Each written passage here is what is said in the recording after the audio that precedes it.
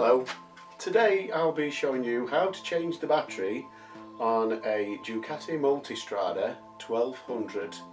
It's the touring model and it does also have ABS, so any strange pipes and things that you see in there, that's what they'll probably be, part of the ABS system. So it's a simple guide, there's not many tools that you'll need, and it's not a particularly long job either, providing I've ordered the right battery. So without further ado, let's get cracking. So as with most things when servicing your Ducati, the first thing we have to do is remove the seat, as we always have to do. So here we go.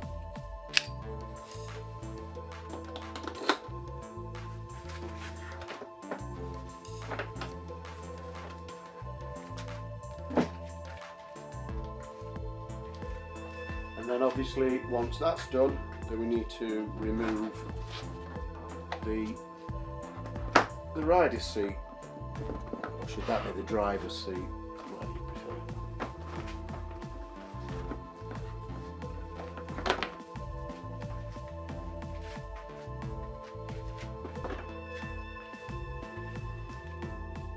Right, so after gaining access to the battery area, you will need, as usual, a decent set of Allen keys, and you will also need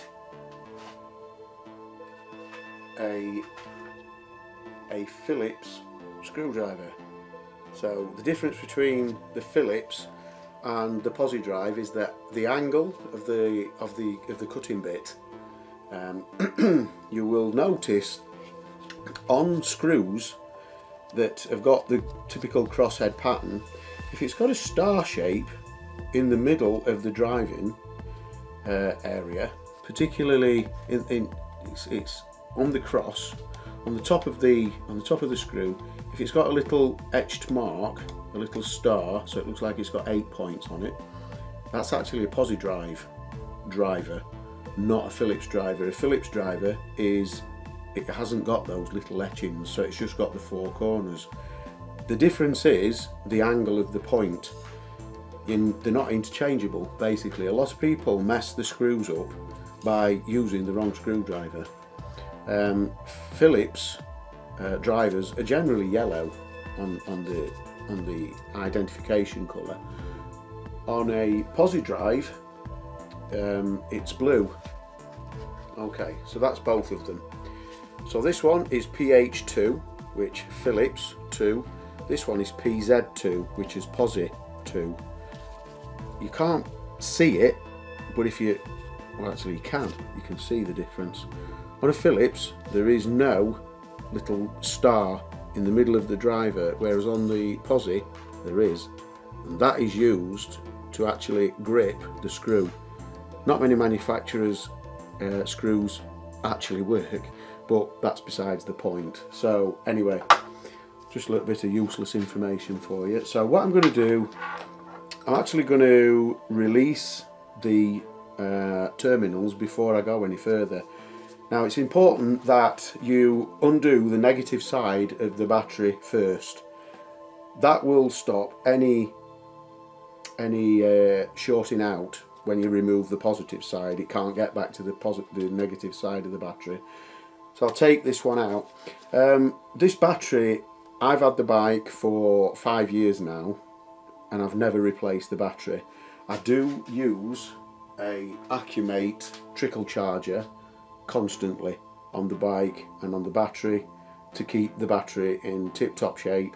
Whether or not it works or not, to be quite honest, I don't know. I'm guessing it does because I've never had a battery fail.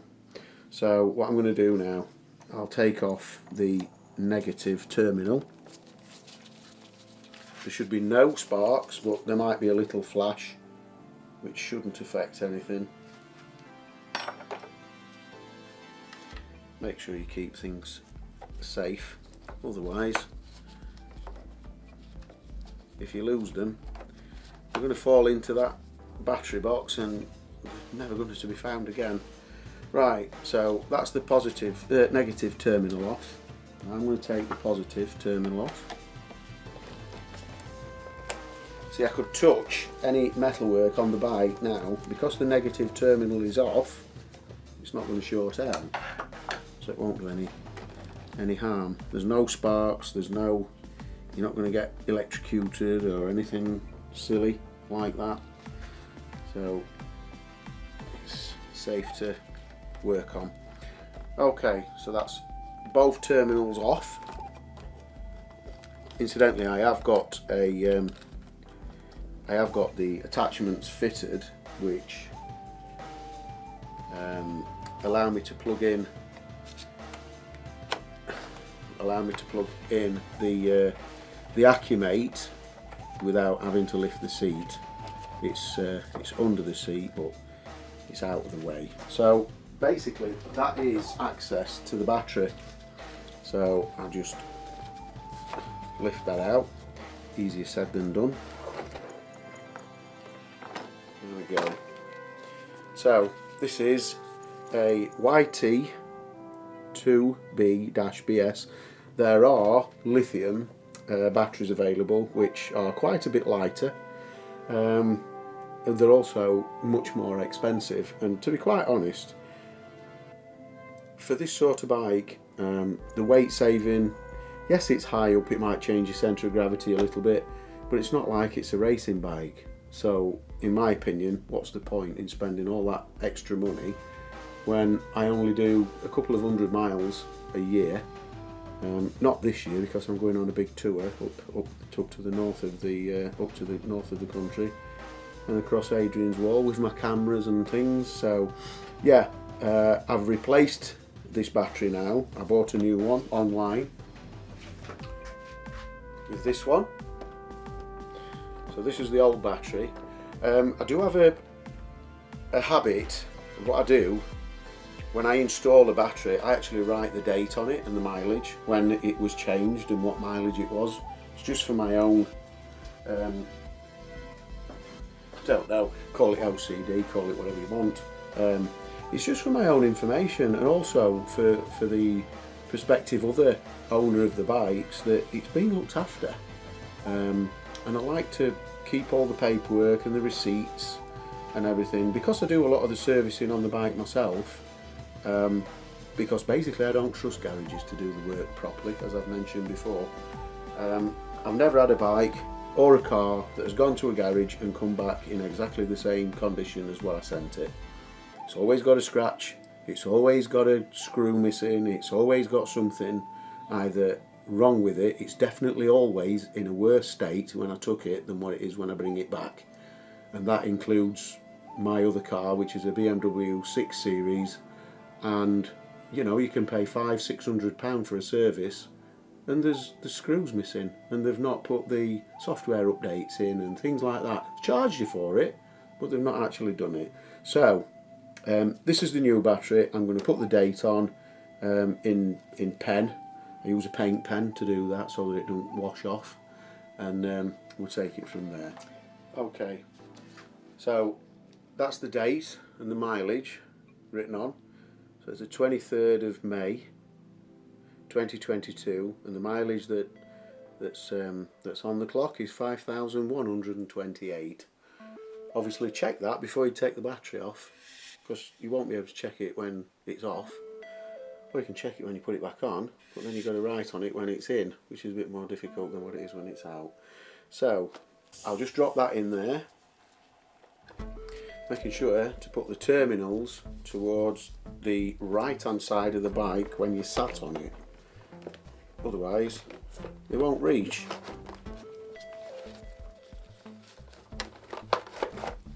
Okay, because it's the genuine Yuasa battery, it's exactly the same size. This battery was actually purchased from MDS Battery. It was actually bought off eBay, believe it or not. It was the cheapest overall price. It wasn't the cheapest battery, but the battery including the delivery, I got free delivery, it was £64.95, and it arrived within 2 days. I've used these guys before for a lot of my bike batteries and car batteries, actually. They're contactable, and their internet address is mdsbattery.co.uk. That's Mother Delta Sierra Battery.co.uk. So I'm going to reconnect up the the terminals. I'm just going to show you one thing that you have to do which other manufacturers don't do, and it makes it a little bit more difficult. If you can see that nut is quite a thick nut. The reason for that is when you put it into the terminal of the battery, it doesn't drop so far down that you can't get the screw head in it. So you don't have to lift it up, you don't have to do a lot of things to get the screw to attach to it. So I'll slide that in there. Don't you know, I'm just going to drop this. So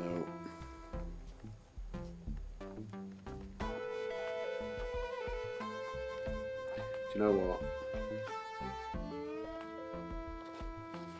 I'm going to take the battery out. And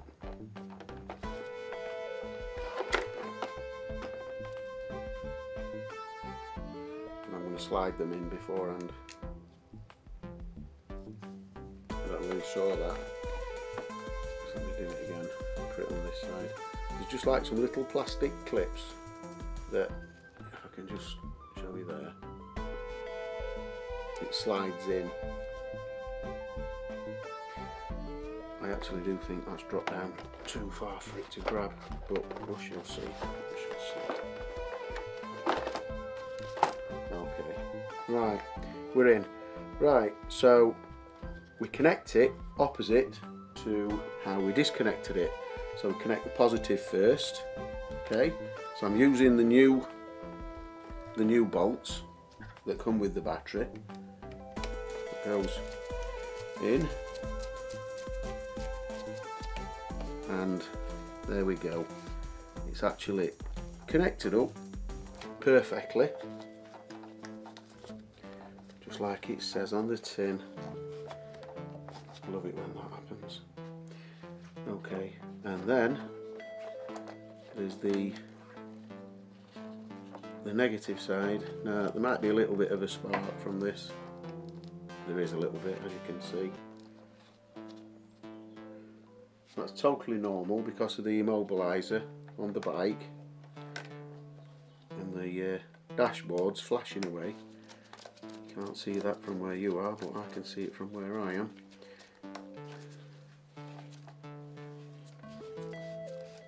And there we go. That's caught that. So we're all connected up. That's it in a nutshell. How easy is that? Just get these other things out of the way. Make it nice and neat, presentable. I do like it to be neat. Okay, that's that. What I'm going to do, I'm just going to spray some electrical grease onto the terminal. Now I swear by this stuff. ACF 50. It's expensive, but it's absolutely brilliant. I put it on my ignition switches, I put it on, it gets everywhere and it stays on. It's fantastic. Anything to protect it.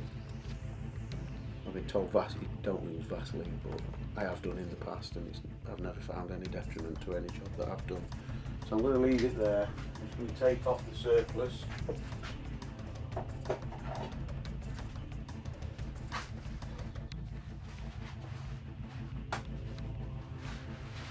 The other thing, and I know it's sad, but it smells absolutely, it smells wonderful. The ACF 50, it's really nice. It becomes quite addictive. I'm not going to touch the terminals because I've put it on there to protect them specifically. I just want to take the excess off other things. Right, so that's it. It has literally took me around 15 minutes to change that battery. So if you order your battery from mdsbattery.co.uk, I'm getting a plug-in for them, and I'm not getting paid for it, but you get a genuine Yuasa buff, a neck protector, which because I'm going on my tour, I need as many neck protectors as I can. Not specifically for wind, but for obviously anybody that knows biking, insects. You don't want one of them bumblebees hitting you in the neck, do you? So that's it. I'm going to put the seats back on. Once I've put on the battery clip, so that was in there, put that back on.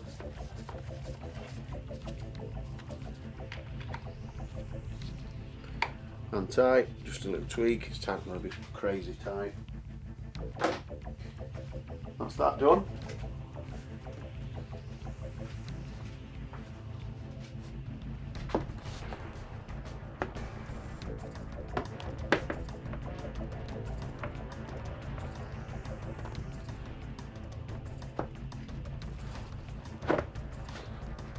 So seat back on.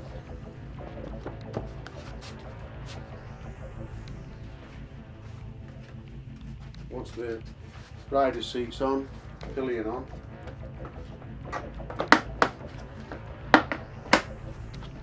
That's it. We're done. Right, so what you will get, obviously when replacing the battery on your bike, with these bikes you will get your Ducati traction system will be turned off. Don't know why they do that, but we need to navigate to that, and then we need to navigate to the clock, all within the system. So if you hold down the menu switch, so this one here, hold that down while you turn on the ignition. You'll get the DTC off, keep holding it.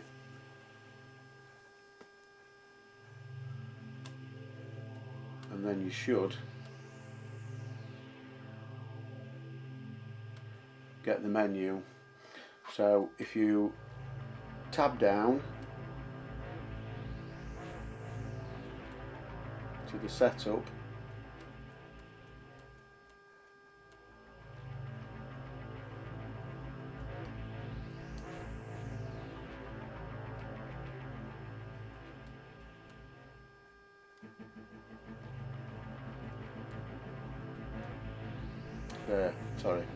go down to the DTC and enter, so you can toggle on or off.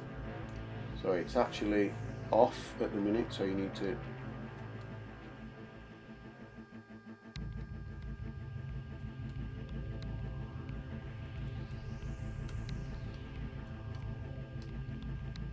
make sure the arrows are on the on, and then press the indicator cancel light to switch it on.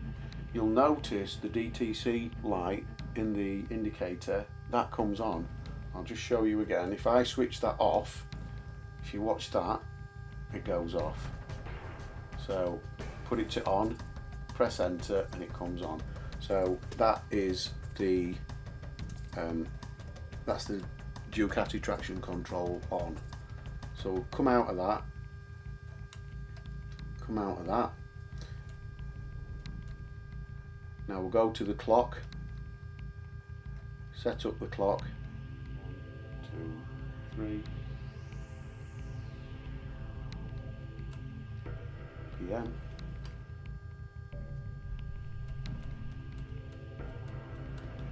Seven.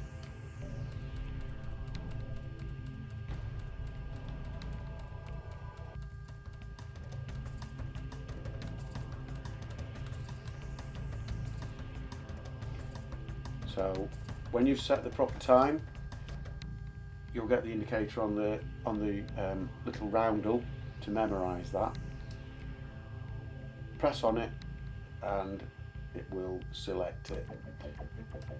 Exit and exit. And my battery's level, my battery level's low in my keys. So I'm going to be replacing that shortly. I've probably got one of those as well. So regarding the bike, it's all finished. Thanks for watching.